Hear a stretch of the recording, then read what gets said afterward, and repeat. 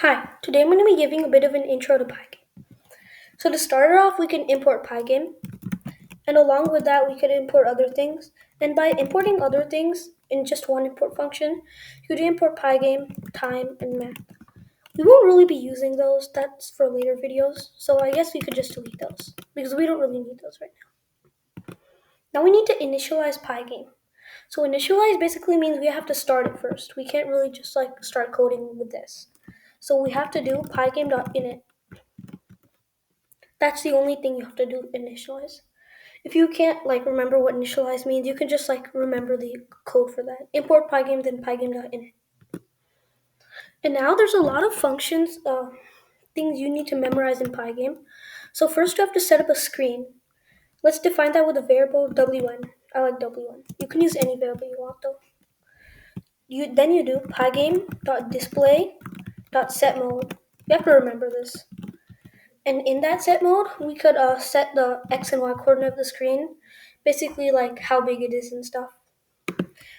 For that, I'm actually usually define x equals 2000 in case I use it later, y equals 1500, and in this function, pygame.display.setMode, you have to have another argument, and in that argument you put x comma y. Also, if you don't understand this function stuff, we'll post a video of functions, and then you can watch that and understand.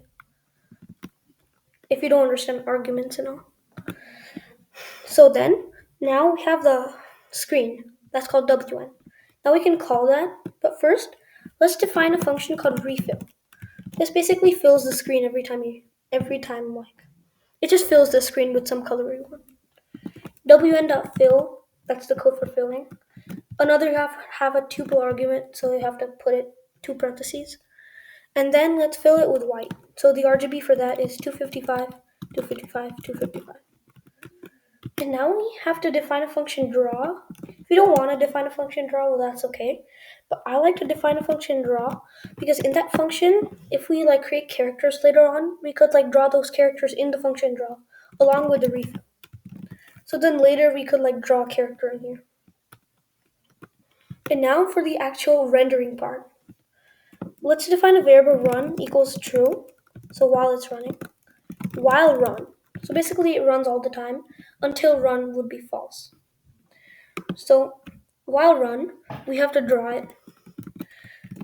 Uh, Also, why I'm doing this while loop thing is that Pygame is like a place where you can draw stuff, and you have to put a while loop to actually move it. You can change its x coordinate, but you can't change it. It's basically like frames.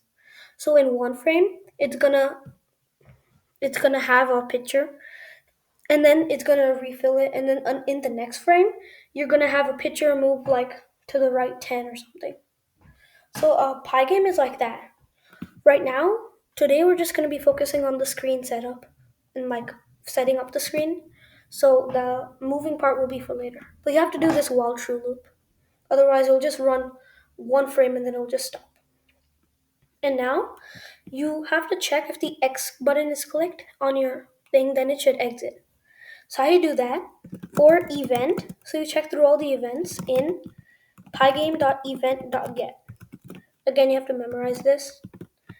And you have to see if the event, if its type, if that's equal to pygame.quit. And quit is all caps. So pygame.event.get is a list, and you loop through that list to see if it's pygame.quit. If it is pygame.quit, then you do run equals false, because then that exits the loop. And after the loop, you could do pygame.quit. Right now, let's run this. Oh, it still doesn't work, because we filled it with white. Why is it black? Because we forgot to update the screen. To update the screen, you have to do pygame.display.update. Pygame.display.flip works too, but I'm going to use pygame.display.update. So this is a white screen. We could try pygame.display.flip. Still a white screen. I'm going to use update. That's what I usually use. And just to prove that this is not an error, we could change this to 0, and you'll see the color change. So this is cyan. So that's basically how you set up the screen. In the next video, I'll be going over how to make classes to actually define your characters and move them around, and that stuff will be later on. See you in the next video.